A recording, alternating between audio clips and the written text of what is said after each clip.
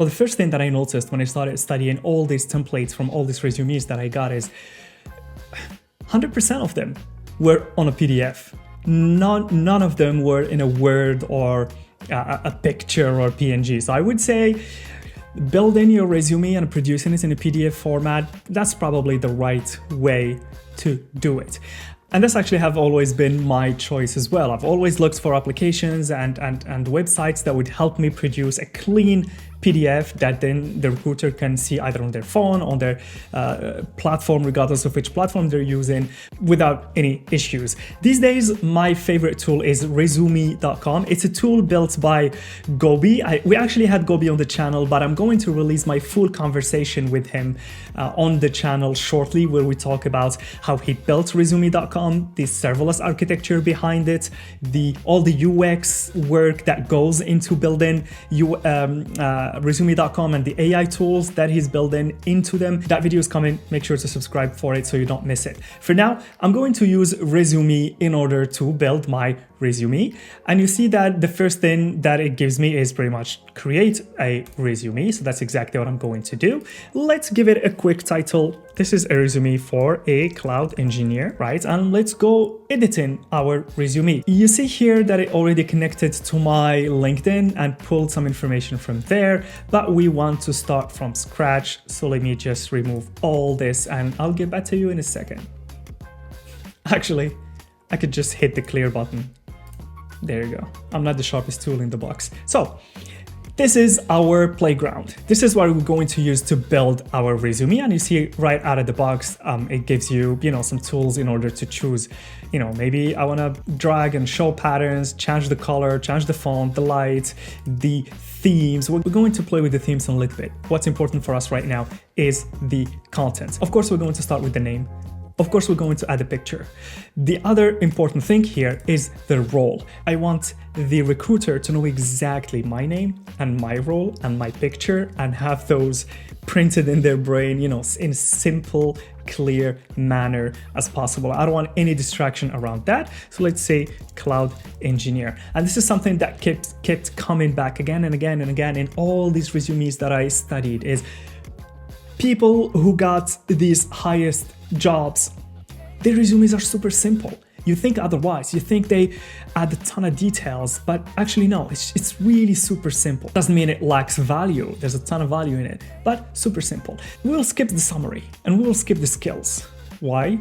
The math says so. 95% of the resumes I got don't have summary and don't have skills. I also never use them. And I want to put more emphasis on the experience more than anything else. So let's write the first experience. Let's say this is company A. I have been in company A from 2020 to present. Now, the first thing I do here is to give the recruiter context about the company. What does this company do? Because I want them to have a better idea of what my role has been within that company.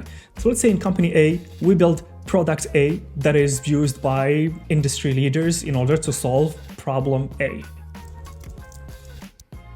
As simple as that, a line or two. Now we cut to the chase. The first component that I want you to add in your resume is the role.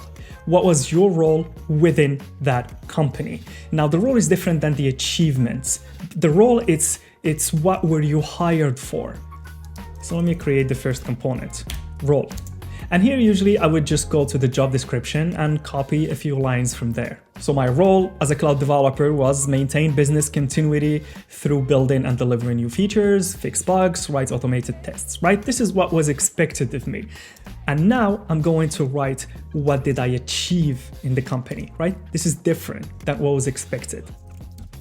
And remember those power words that we talked about? This is where I'm going to use them. And you'll see actually that even Resume asks you, it's actually giving the same advice. It's saying use strong verbs like created, introduced, increased. So we'll be doing the same. So maybe during this role, I achieved a 99% availability for our product by using something. Right? It's different. I was hired as a cloud developer or cloud engineer, but then I used this tool, this framework, this methodology this service, I read something in this book, but the goal is I achieved 90% availability. That's like less than 8 minutes downtime per month. Trust me, that is worth mentioning. Maybe I also decreased the time to go from feature request to a real request to implementation by a certain amount of time because I reworked the process. So let's write that down. Okay, maybe during my time at the company, I have saved the company this amount of time by building a piece of software that the company has been paying for, right? The company has been using a third-party provider, but then maybe it was my initiative, maybe I saw a need and then I built that piece, so I reduced expenses. This is awesome. Or maybe I reduced operational expenses. The database used to cost us $10,000 a month. Now it's costing us half than that because I reworked the schema in the database, or maybe because I moved to a different database provider altogether. So I would say reduced operational expenses by, let's say, by 50% after moving to serverless. So you get the gist of it.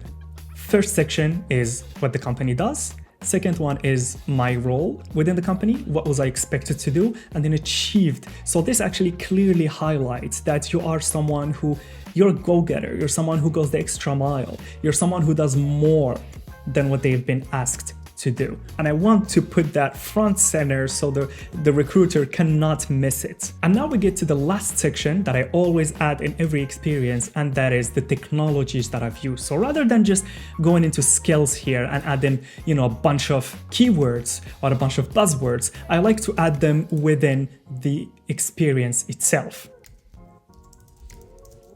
We talked about the database. I'm gonna write AWS RDS. We talked about AWS Lambda. We talked about infrastructure as code. So maybe I used Terraform, frameworks, development. Maybe I used something like Next.js, and that's pretty much it.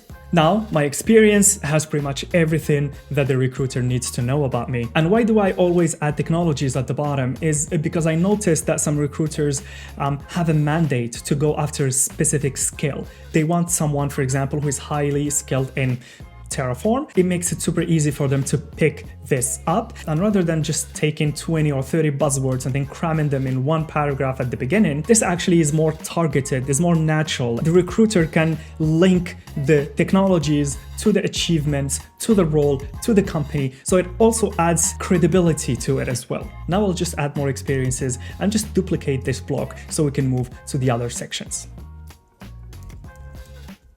Good. We have our experiences section finished. Something I noticed also is people who have been in the industry for decades, rather than listing every single experience, they would regroup them. They would choose an 8 years span where they were a developer in various companies, and then they would regroup all these 3 or 4 roles within one section. They would say various development positions at various companies, and these are the technologies that I've worked on. This is what I have achieved. This is what I have learned. I thought that was clever. When I saw it, I actually started doing it in my resume as well. And now the other section would be the education, and here of course you add your education, so the courses, degree, university, school, blah blah blah. I'm going to add mine quickly just to fill this up. And we get to move to the next section, which the majority of resumes I looked at always highlight and take very, very good care of highlighting and putting up front, which is the accomplishments. It shows how proud you are. I would also put certifications under the same sections because it shows that you're not someone who is only focused on their 9-to-5 day job. You actually have a bigger goal and you're continuously learning. So rather than coming here to the summary and say, Ilyas is a good learner, is a quick learner, I'd rather go and create a new section that I would call accomplishments or awards, and that would highlight that I actually am a learner. Let's say I have a solutions architect associate, let's say I have a solutions architect professional, and I have a sysadmin associate. Let's do a quick preview and see how this looks like. Okay, cool. But we're not done yet. The next section is always interests. I always add interests here. Some people might look at it and think that it should be optional. I think it's mandatory. Remember, we try to connect with human beings, and I can't tell you the amount of times I connected with the recruiter because of something, because of a common interest. Either it's, I don't know, it's winter right now, so either it's skiing or snowboarding, either it's running, biking, whatever your interests are. It was always great as an icebreaker or as a conversation starter, and it helps also make that connection. Like if it was football, we would be talking about football scores with the interviewer once we get there. Snowboarding, because it's winter, there's snow everywhere, that's all on my mind right now. And the last thing I will add here is my information. So I have a website, you can add it, but what I've noticed is usually it's super simple, straight to the point. It actually starts with the phone number, email, and then the city. That's it. You don't need more than that. I've seen some people add their specific address. I don't think at this point the recruiter cares that much. They just want to make sure that they're talking to the right person, whether the same zone for that specific job. And now we get to the fun part. Something I like about Resume is I get to choose multiple themes and see how my resume reflects right away into them. This state is one of my favorites, but the generous is always good. Yeah, let's keep the generous. Maybe we want to show the patterns. This is just icing on the cake. So as I said, I don't need the address here. I'm going to remove it. Languages, of course, are super important. And there you go. Now I can either use some of the AI tools that Resume offers to analyze my resume against the job description and help me customize it, because you don't want to build a one size that fits all resume. Usually those don't work, and it just shows that you're spamming, right?